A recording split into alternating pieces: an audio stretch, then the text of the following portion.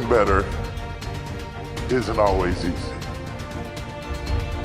While it is impossible to do better if you don't know better, often we still know better than we do.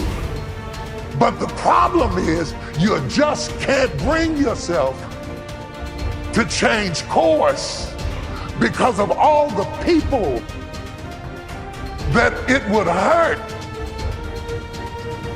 for you to change. And how long will you make those people more important than your destiny? Well, the most important thing is self-esteem. The people that we read about, the people that we admire, the Elon Musks, the Steve Jobs, the Warren Buffetts, etc., all have one thing in common. They have extremely high self-esteem. The truth is, you will never win in life by being someone you are not. You cannot ever live the life of your dreams by settling for someone else's idea of what you should be doing with your life. You will never, ever be happy if you change who you are to fit in with others. Until you accept and embrace who you are destined to live a life at only a mere fraction of your potential. It is simply impossible to be genuinely happy when you are not genuinely yourself. You must be yourself if you want to experience your true purpose in life. Do you understand yourself and what you're trying to achieve?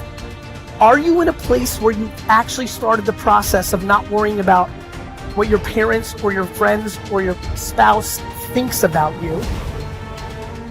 87% of everybody that walks the face of the earth, 7.65 billion people, are unhappy. Don't you understand? Don't you get it? Do you think Elon Musk wants to fit in?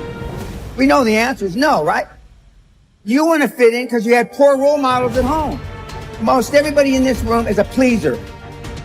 You've been trained, keep your head down, don't embarrass yourself, don't embarrass the family, don't say things that may not happen. And I do just the opposite. I tell you to set goals beyond your lifetime. I tell you to set goals as soon as humanly possible. If you want to change, don't expect your life to stay the same. Expect it to get harder. Expect it to actually get really, really tough. Tougher than you can even imagine right now. And this is where you can move past the boundaries that used to hold you back. Used to hold you by the neck. Now you can move towards the fulfillment that's your future. And this, you see, this is where you can finally feel the satisfaction of your work. This is when you finally get to feel that success. Now is the time for you to step up, stand out, and become the person you need to become. Your future is in your hands, and this is what sets your life up to be worth the potential that you deserve. Your power is and always has been the thing that's going to take you towards the life that you have earned.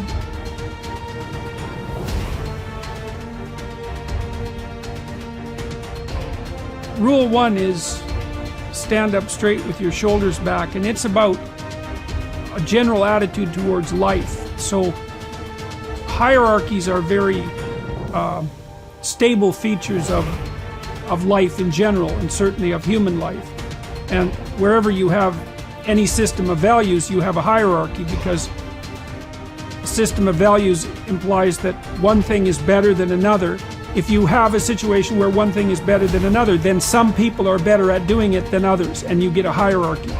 To stand up straight with your shoulders back is a literal injunction, but also a metaphorical injunction, because what you do when you stand up like that is you kind of expose the vulnerable surfaces of your body. It's an act of courage. It's an act of taking on the voluntary responsibility of contending with hierarchical organization and uncertainty. And it's a good physical manifestation of the moral courage that's necessary to live life properly.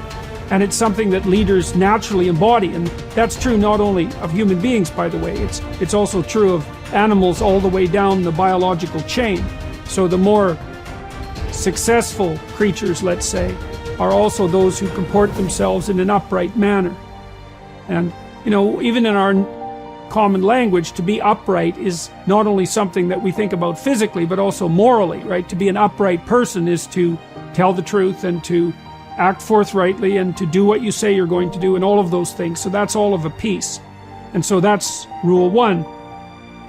Rule 2, which is treat yourself like you're someone responsible for helping. That's an extension of rule 1 in some sense.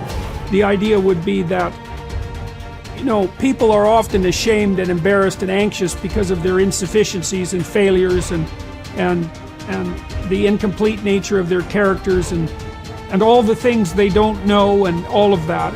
And so it's useful to develop and practice an ethic of detached self-regard.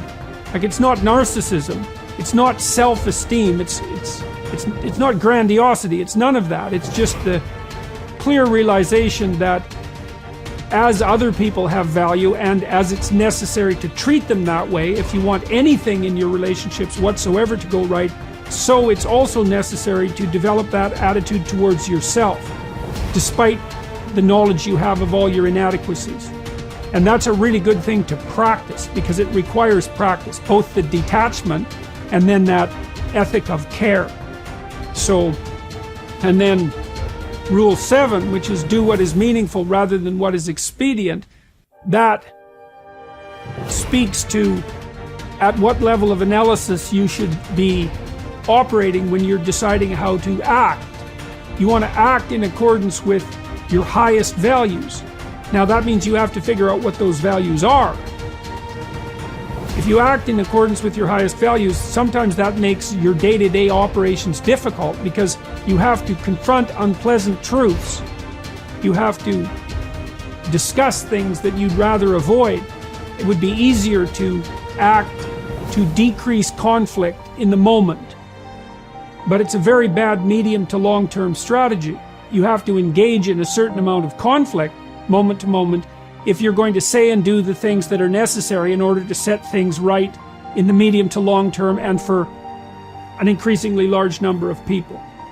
And that's also another guide to leadership, I would say. Nobody's journey is seamless or smooth. We all stumble, we all have setbacks. If things go wrong, you hit a dead end, as you will. It's just life's way of saying, time to change course. So ask every failure. This is what I do. Every failure, every crisis, every difficult time, I say, what is this here to teach me? And as soon as you get the lesson, you get to move on. If you really get the lesson, you pass and you don't have to repeat the class. If you don't get the lesson, it shows up wearing another pair of pants or skirt to give you some remedial work. And what I found is that difficulties come when you don't pay attention to life's whisper, because life always whispers to you first. And if you ignore the whisper, sooner or later, you'll get a scream. Whatever you resist persists, but if you ask the right question, not why is this happening, but what is this here to teach me? What is this here to teach me? It puts you in the place and space to get the lesson you need. My friend Eckhart Tolle, who's written this wonderful book called A New Earth, that's all about letting the awareness of who you are stimulate everything that you do. He puts it like this. He says, don't react against a bad situation, merge with that situation instead, and the solution will arise from the challenge. Because surrendering yourself doesn't mean giving up, it means acting with responsibility. Okay, many of you know that, as President Hennessy said, I started this school in Africa. And I founded the school where I'm trying to give South African girls a shot at a future like yours, Stanford. And I spent 5 years making sure that school would be as beautiful as the students. I wanted every girl to feel her worth reflected in her surroundings. So I checked every blueprint.